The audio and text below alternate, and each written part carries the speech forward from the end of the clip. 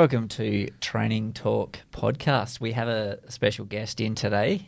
So Sophie has come along to talk about her change from being an ultra marathon runner to getting involved in the strength field, doing bodybuilding competition. Yeah, so Sophie pulled up one of our old programs that when I was coaching you 5 years ago, and I noticed that I had you doing deadlifts. Was that like the catalyst? Did I totally corrupt you? And See, I told you deadlifts are good. Deadlifts, they are good. That was probably not the catalyst, no. But yeah, so I started strength training. I think you were probably one of the first people that pushed me to do it to support my running training. Yeah. But yeah, mainly as an injury prevention to assist with my running. Absolutely. And then as I continued with my running journey, the benefits of that beyond injury prevention, which was fantastic for. I haven't been injured for a few years now, which is great. That's awesome. I also saw the benefit in getting faster, basically, so that positive effect on just being able to run faster and more efficiently was the main thing. Yeah. I started moving into more strength training when I guess it's mostly a job pressure. So this is kind of my priorities changed. I started working shift work and I found it a lot more difficult to fit running into my changing lifestyle. Roger. Yep. Yeah, so just, like different things like the heat or the weather, needing to prioritise sleep over running. Yeah. Getting into the gym was a really good way that I could, do something for myself and be, active and work on those goals without needing to work around.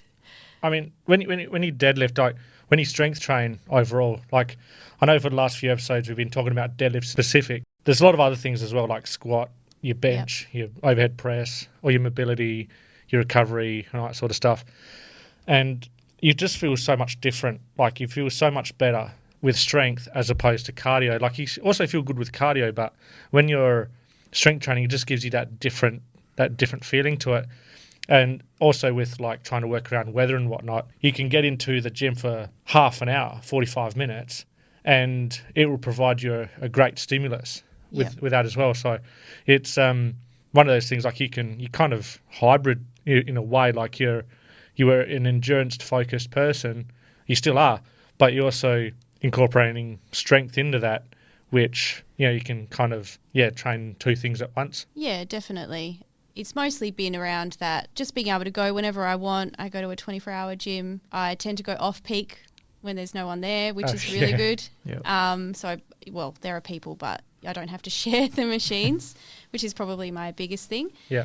And I actually haven't run a marathon in probably 2 years now, I would say, and an ultra marathon even longer than that. So for a while now, I've been much more focused on the shorter distance stuff and focused on the strength stuff. And then probably about a year and a half to 2 years ago was when I decided that I wanted to focus more on bodybuilding. I have a I have a coach. Her name's Jazzy Chia. She's a pro fitness model, and I've been working with her for the last 4 years now, I would say. Yeah.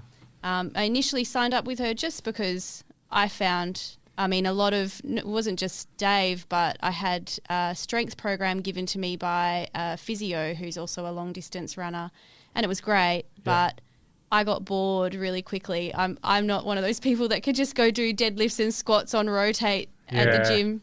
Yeah. So I was bored. So, I wanted that variety. So I signed up with Jazzy. I know her from school. We went to school together years ago, obviously. Yeah, right.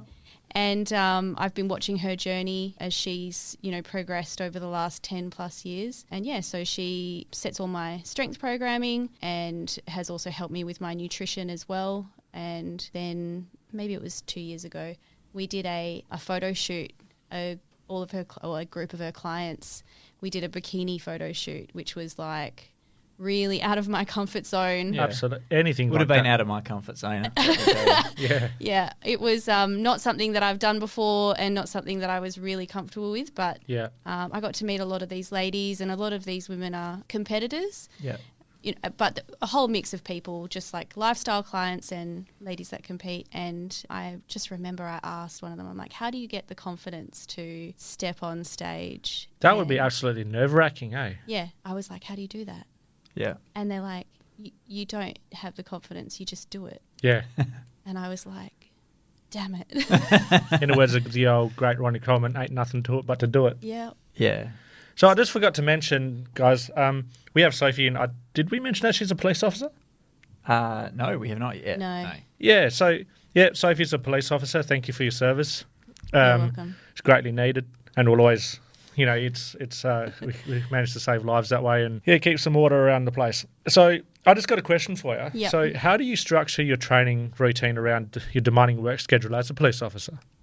Yeah, look, so unfortunately I would say my running has suffered, but then I guess life changes and your priorities change. So we work a mixture of day, arvo and night shifts. Wow. Our shift, we work 10-hour days, which obviously is not as long as your 12-hour days, but it's still a fair effort. It's a long day. So for me, I've had to really look at prioritising sleep and recovery. Yeah. And I have to be flexible. So every week my schedule is different, and I also, can work overtime and things that I haven't really planned. So I've got to be flexible. I can plan to go to the gym after work, but then that may not happen just depending on what's gone on in my day. So I currently train 4 times a week, and I just have to kind of fit it in. I do most of my training on my days off. Yeah, okay. Yeah. Find that I'm better that way, and then I'll have to try and squeeze in a couple more. I'll usually like to train before work, whatever that is. Yeah. If it's our shifts can start at 6 or 7, so that might be at 4 in the morning. Yeah. Or it might be midday before a 4 o'clock start. Yeah. Okay. I have on occasion done a session after a night shift, or gone for a run, or After night gone shift? to a park run. Yeah, it's not a good idea. No, absolutely. It's terrible. I got someone at work, and he always says to me on a bus, "Hey, Ryan, you going to the gym?" I said, "Not after night shift." He goes, "When do you go to the gym?" I said, "Pretty much, it's all pre-shift. Yeah. Like, if I'm on day shift, it's 2 a.m. If I'm on night shift, it's 1:30, 2 p.m. Yep. So, training post night shift, that's not for me. No, I don't enjoy it, but sometimes I have done it. I can do it. I prefer not to. Prefer just to go straight to bed. Yeah, I mean, I haven't had a lot of experience with shift work, but I know when I've travelled for 24-hour races, coming into a strange city and a strange country, and you probably haven't slept a lot in a couple of days, depending on how good a flight you got. I always like to run as soon as I get there. I think it's probably because I haven't run that day, and so I just want to get one in. But yeah, they're never particularly functional or fast or anything. No, they're just, but it does help you get to sleep. That's yeah, I've exactly. found. Yeah. If you want to unwind and then really have a good sleep, it's a good idea to go for a run after a night shift before sleep. Yeah, I was going to say, does going for a run, does that potentially stuff your sleep routine up? Like, do you struggle getting to bed? Do you struggle getting to sleep because you run? Nah. So it works the other way? Yeah, really tired, so... I might have to try that. Yeah. Just a short one. Yeah. I also think the intensity is important. So if you were going to try and run an interval session, I don't think that would help you sleep. We're not doing that. Yeah. Probably just a slow zone too. You're not very functional for running fast anyway, so you just plod along and sleep well. Yeah, exactly. I'm a big houseboat. I'm slow and cumbersome, but I get the miles in. Yeah. Or I try to anyway. Yep, that's what I feel like most of the time, to be honest. Yeah. How do you balance strength training with cardio, especially given the physical demands of police work? Because I understand that's a tough one. Yeah, that's a really tough one. So since I decided to, I guess, compete in bodybuilding, I definitely backed off on my running training. Yeah. It's mostly a time thing for me. So I would usually spend an hour at the gym for each of my sessions. I walk to and from the gym as well. So I'm probably spending an hour and a half doing those. Then, a 10-hour day on top of that, plus needing to eat and sleep and just walk my dog. it's mostly about that time investment. So I find it's like a bit of a brick approach. Yep. Like, especially trying to manage FIFO, it's like, I wake up at this time, I have to be out of the gym by this time, to be in the dining room by this time, or to be showered and get ready by this time. I have to be on the bus by this time. I'm home by this time. I'm going to be eating dinner and out of the dining room by this time. I'm talking to my partner by this time, and I'm asleep by this time. So it's like there's no real moulding of the schedules. It's all just brick, brick, brick, brick, brick. And if you miss it, it could potentially throw your whole thing out. Yeah. Well, look, I'm probably flexible in that I would sacrifice a training session for sleep. Yeah. Absolutely. 100%. So, like, you know, if I say this morning, like, I haven't trained since Tuesday, and that's work has really affected that, and a lack of sleep, and I'm still sleep deprived. So this morning I really should have gotten up and done a session, but I wanted to prioritize sleep. Yeah, fair enough. And one of those reasons is also coming here. Like, I don't want to come here after I've been up at 3:30 in the morning, and then you're getting a stressed, you know, tired, a zombified. Yeah. So I would always prioritize sleep first, and then I'll fit the training in around that. I should probably prioritize work first. Yeah, you can't really say like, look, we're going to let you go. Like, it's getting close to knock off, and we don't have time for the paperwork. Yeah. So if you could please offend tomorrow at an earlier time, that would be great. Yeah, it would be nice if we could, control things a bit more at work. But unfortunately, we might get stuck, and that does happen. You get stuck at work, and then all those plans, you know, how you make those bricks and you're like, I've got to do this by this time. They all go out the window, and then you're just playing catch up. So, but, you know, then I adjust. So this weekend I'll spend quite a bit of time at the gym and or running. Sure. Yeah.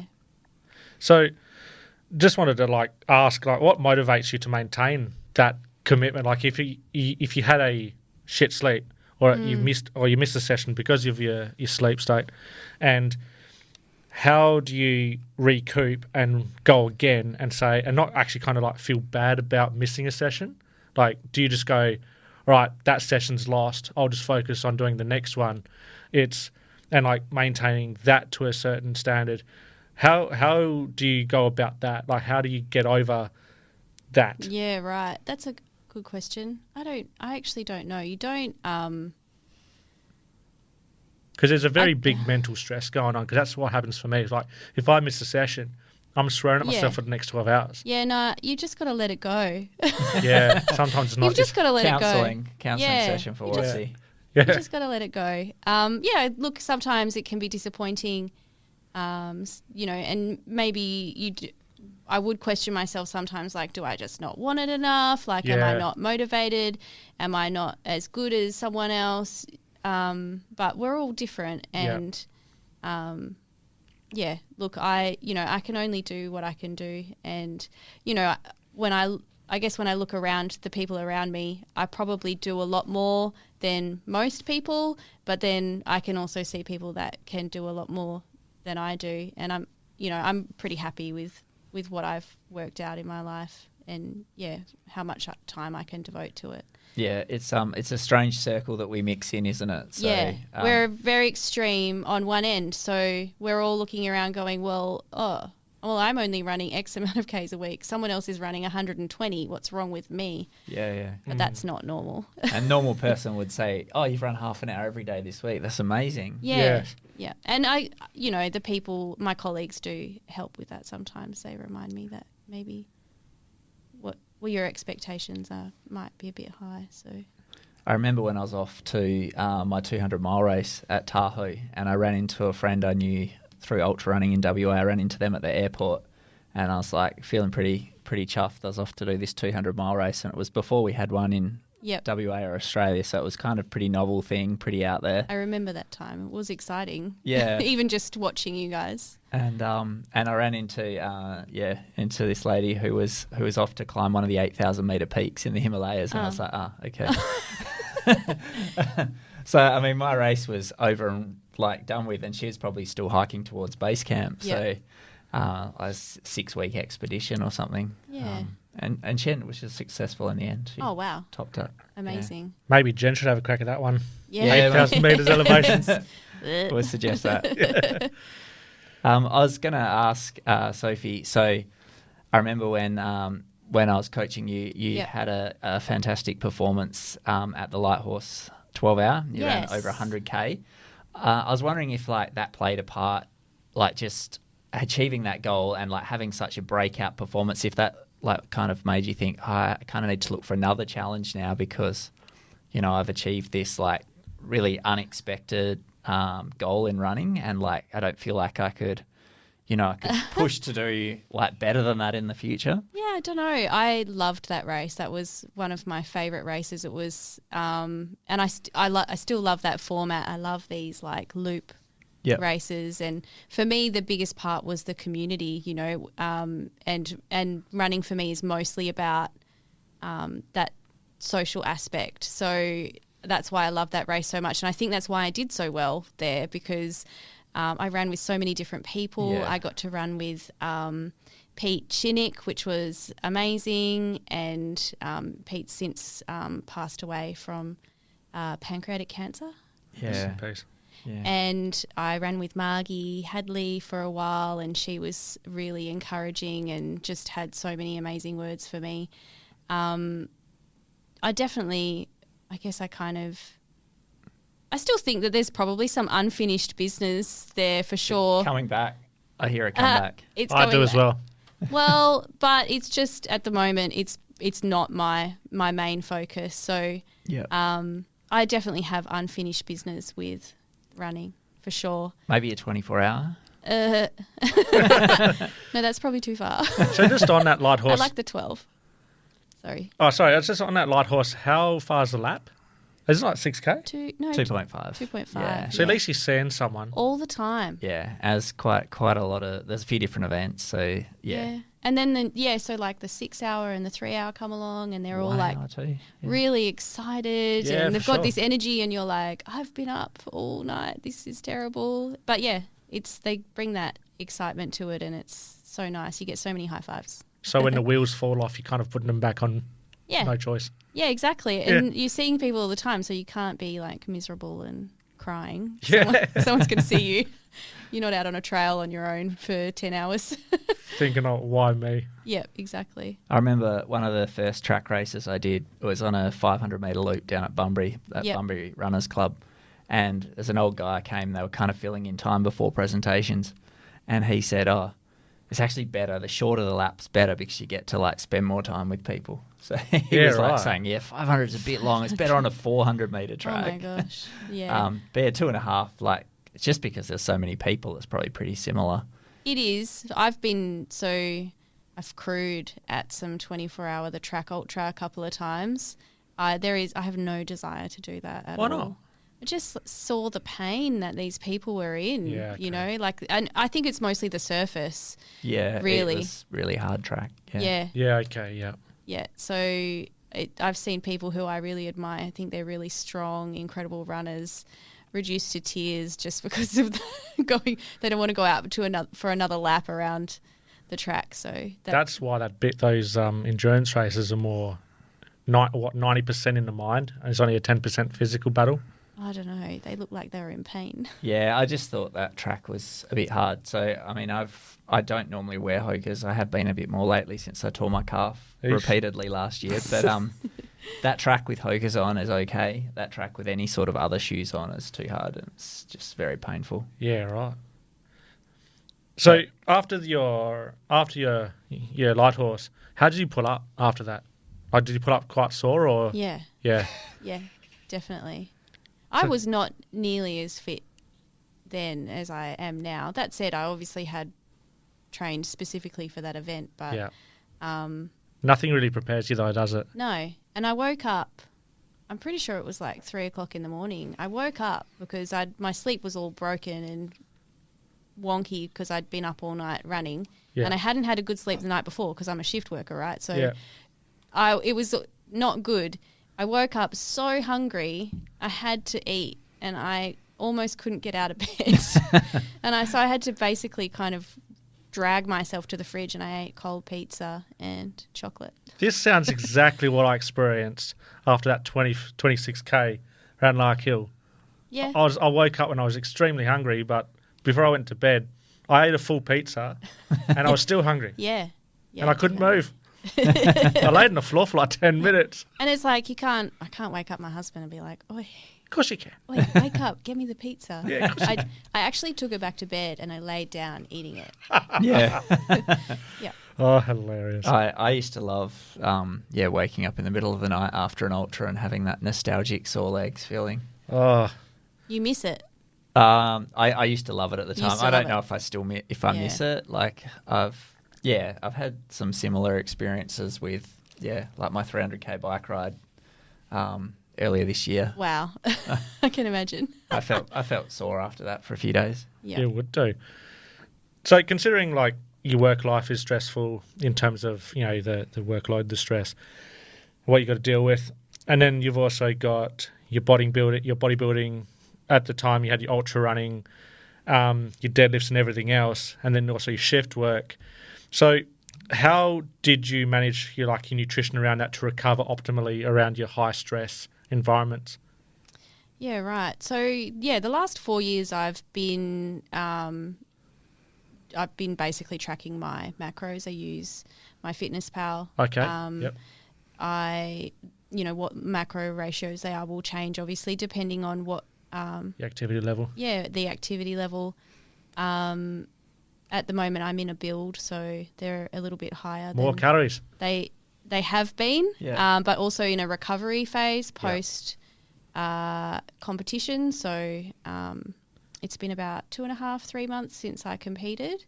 Okay. Yep. And that the focus has just been on getting back to, I guess, a healthy body weight. I think we estimated my final stage weight was about 46.5 kilos. Wow. Okay. I'm only 5'2.5".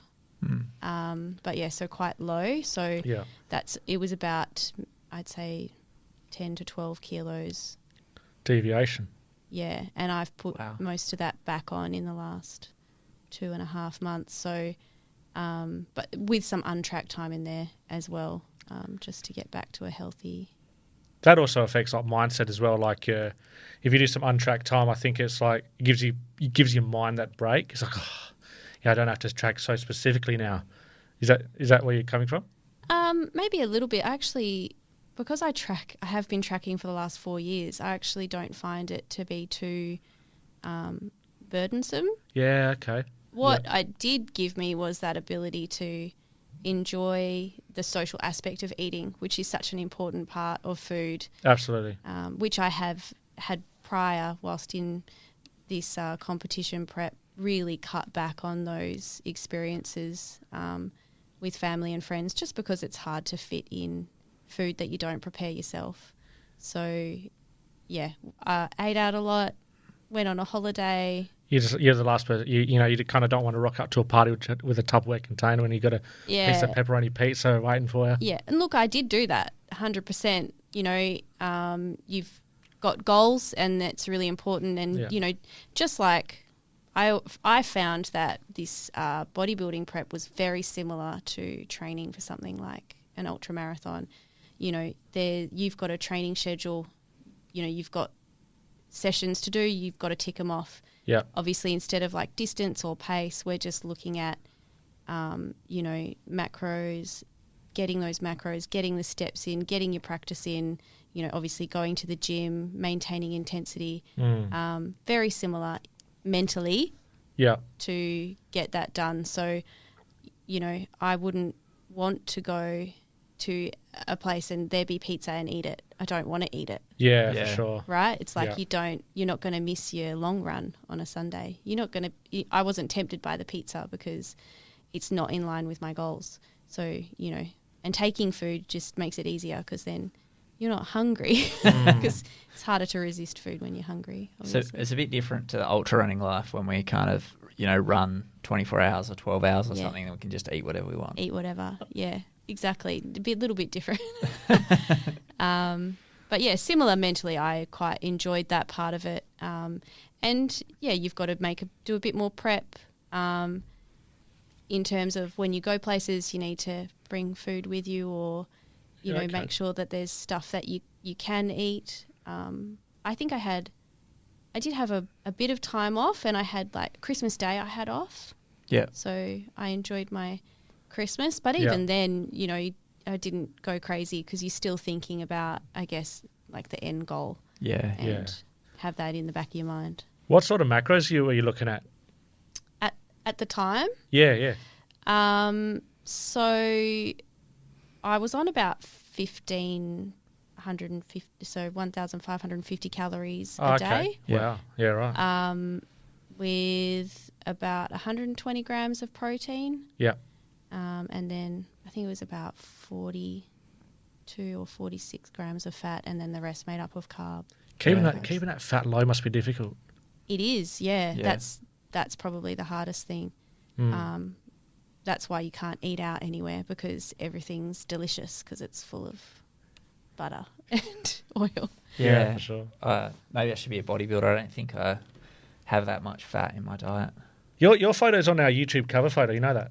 What, the baked beans that I had before this? Nah, the abs. The abs. I sent him a message. I sent him a picture of our new cover photo that we got. Yep. And there's a guy with abs there. And he goes, "How did you get that photo?" It's you. It's you, Dave. You're a very naturally lean person. Well, actually, I'm assuming that you always look. My mum wasn't aware that she was pregnant for 6 months. Yeah, right. So it's, you know, I was starved genetically as a baby. Yeah. Whereas I'm not never been a really super lean person. What I have discovered in this process is I feel I have quite an adaptable metabolism, so I lose weight quite quickly. That's helpful. Yes. Yeah, but I also put it on quite quickly. So changes in my intake and my macros, happen quite quickly, which is a good thing realistically. It's quite good. I'm hoping it means that I also put muscle on. Yeah. Easier too.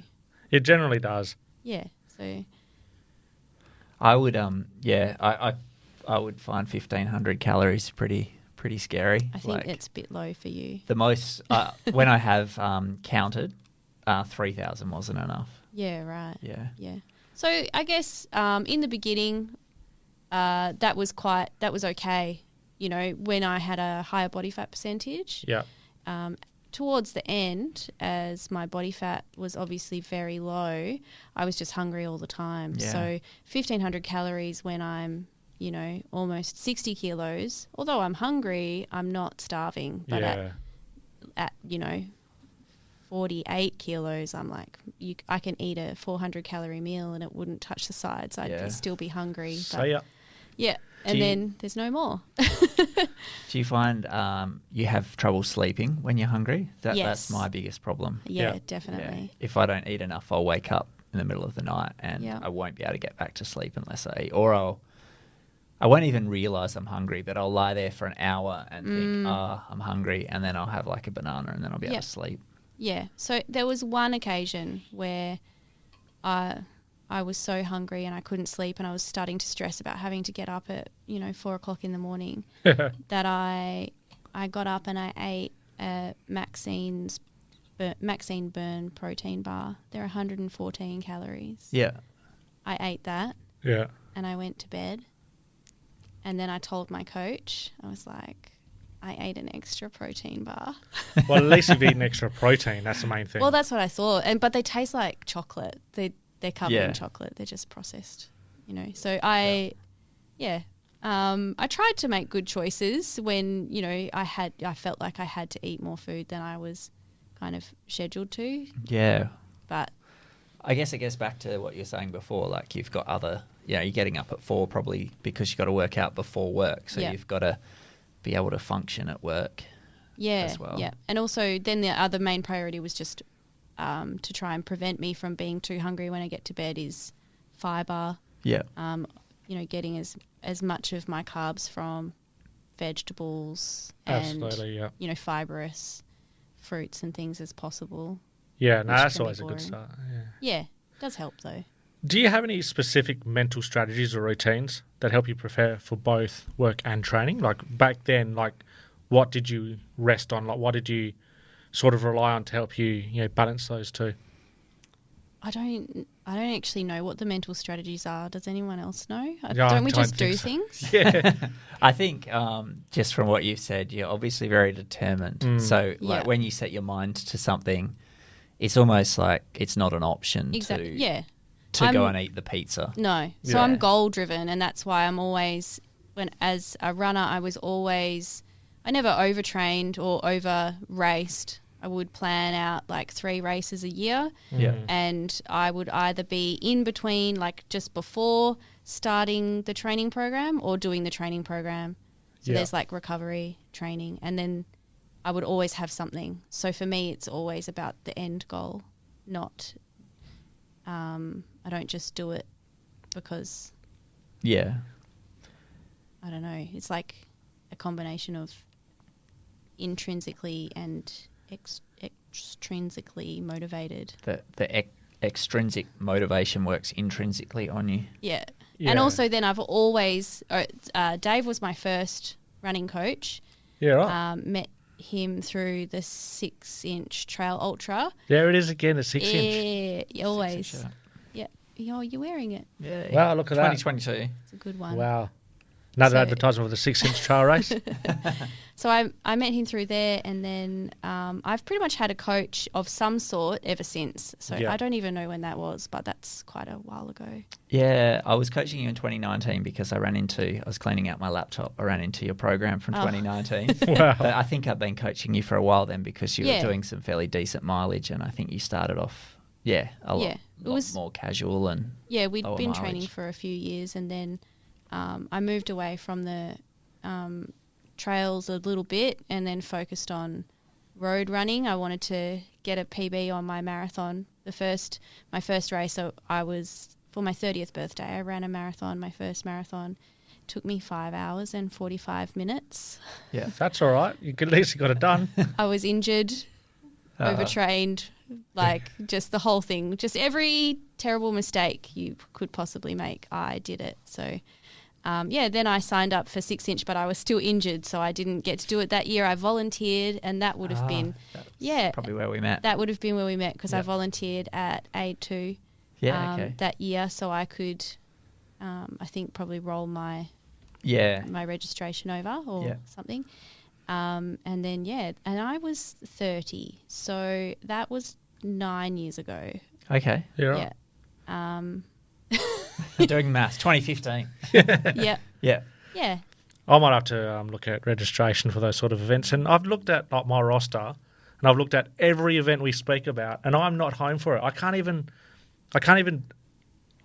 attend an aid station or anything. Yeah. Well, look, this is the reality. I don't get to go to many races anymore. How do you deal with that though? Like, is it like with your? Do you get upset about it, or is it like shit? Or It's probably part of the reason why I've changed my focus a little bit. Yeah, For me, yeah. running was always social. After that 2015 race, I met some amazing people on the bus on the start line, or maybe it was the year after because it was the year I ran it. Oh, yeah.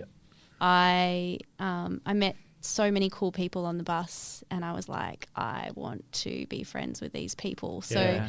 then I literally joined every single running group in Perth, everyone, and I just went to all these different, social runs. yeah, And just started to enjoy that aspect of running. So as I've worked, the last 4 years I've worked shift work, I've just had to, it's just had to be flexible for a while there. I will put out messages and just ask people if they want to run on a weekday or whatever. yeah, right. Yeah.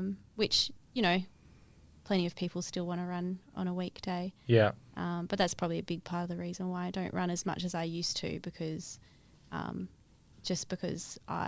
will often find myself running alone. yeah, okay, yeah. But then also on top of that, during my comp preparation period, I had to really monitor my output because I was losing weight quite quickly. So I had to kind of pull back a little bit on how much extra cardio. And I guess I could have always increased my food, but losing weight is quite fatiguing. So to pull back on some of that extra cardio was and also to try and hold on to as much muscle as I could.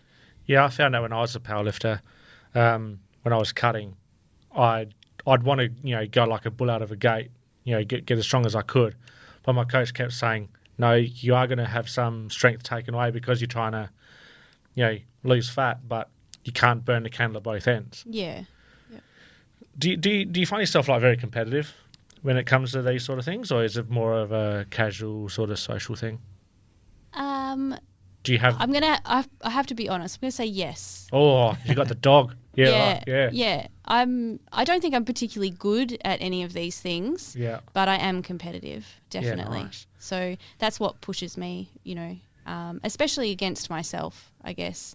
I use the people around me that I'm competing with to push myself further. So Absolutely. it's not necessarily about what they're doing, but it's about knowing how I motivate myself to be the best version of myself.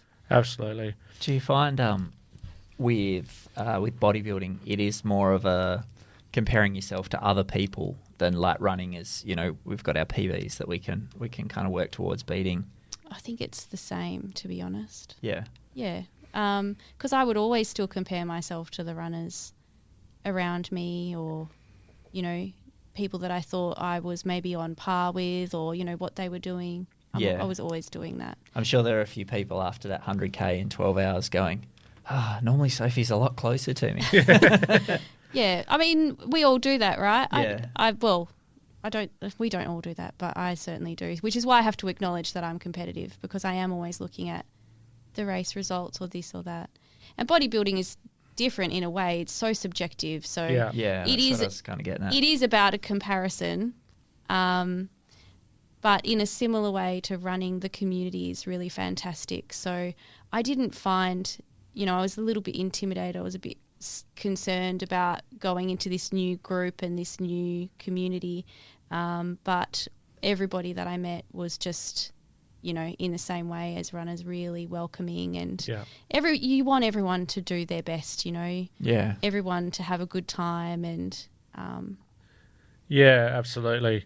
And that's what I found. Like, it was as a powerlifter, whenever I went to meets and stuff, you'd know who all the strong guys are. You know who the strong women and men are, and it's like who's going to place a position, and it's like you kind of think, well, I'm not going to achieve anything against these guys, but as you said, like, it kind of forces you back and like to compete with yourself. Yeah, and I find them motivating. So there's like, this is my first time on stage. I'm such a newbie, and also, I acknowledge quite. My training age is quite young. In terms of weightlifting. So, I'm competing against women that have been on stage before. That have a much larger training or longer training age than me. Even though most of them are younger than me. So I find them to be inspiring. I just look at them and think, I want to be like you. Which is the same with, at the 12-hour light horse running with Margie, and she was, I don't know what she was running, but I was just like, I will always be like, one day when I grow up, I want to be like Margie. I want to be like Margie. Do you have like parameters though that you can like measure yourself at going into a comp? You can be like, all right, I don't know enough about it to even say, look, I want to have bigger biceps next comp, or no. I mean, you get feedback. Yeah. So, but I guess we should probably tell everybody I competed in bikini, which is an ICN, so that's a natural federation. Yeah. Bikini is the least muscular of all of the divisions for females. Oh, okay. Yeah. There's nothing specific, but okay. So I can say definitely I want bigger glutes. I want more defined glute hamstring tie-ins. There are things that there's criteria that I guess you want to meet. Yeah. Bikini, you want to be balanced. So I just want to be bigger everywhere. Yeah. Right? But, there's specific things that I guess you're looking for. Don't they like match it, or they judge you on symmetry? And then balance. Definitely. It's not a super muscular division, so You don't want too much separation between muscles and things like that. But I definitely am on the smaller side of competitors, so Okay. more muscle everywhere. Yeah. Does your work provide any unique advantages and challenges or challenges when it comes to competitive prep? No advantages. No advantages. Yeah, right. No, except maybe the flexibility that, I can go to the gym in the middle of the day and not be there with like 100 other people. Yeah. Okay, that's an advantage. Yeah. I found That one. is. There we go. Yeah. No, I can't think of anything else. I mean, Do you get extra time off no. from work? No. No. 4 weeks? No. Oh, as in Annual leave? Oh, yeah, we get 6 weeks. Okay, so we found a However- second competitive Yeah, advantage. for sure. However, 10 of those days, which is basically the 2 weeks, is our public holidays, because we work public holidays. We don't okay. get any extra pay for working public holidays either. So I'd if you're protest. rostered on a public holiday, it's just a normal working day. Yeah, wow. So, yeah, 6 weeks leave, that's just your extra public holidays, really. Wow. Yeah, Yeah, wow. right. Yeah. Okay, so we're saying the hours in the middle of the day or the middle of the night. Yeah. Yeah. The flexibility, to have a couple of days off to, I guess, get stuff sorted. But no, there's no other benefits. In fact, I'd say there's mostly drawbacks Yeah, for sure. for like physical goals like that, because you're a shift worker, you're, often awake at 3-4 o'clock in the morning. Absolutely. You're It's- sleep deprived.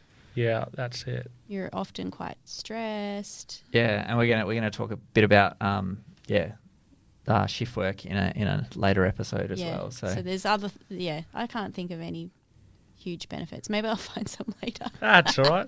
Well, Sophie, I really appreciate your time on the show today. Thank you for coming in and having a chat to us and sharing some experience, worries. sharing some knowledge, and kind of figuring out what Sophie does. And it's a great insight for myself, because I work shift work as well. So some of the stuff that you said I can use, and hopefully some of the stuff that we'll say later on, we can you can use as well. So hopefully, Awesome. yeah. Once again, thanks, Dave. And anything else you want to say? that's all. Thanks so much for coming in, Sophie. And worries, guys. we look forward to seeing you in the running and and bodybuilding scene over the next few years. Awesome. Just quick, where can we find you on socials? I'm currently Sophee Fish on Instagram. Yep. Sophee Fish on Instagram. Yep. You can find myself at trainingtalk.watsy, and you can find the pod at trainingtalk.pod. Thank you, guys.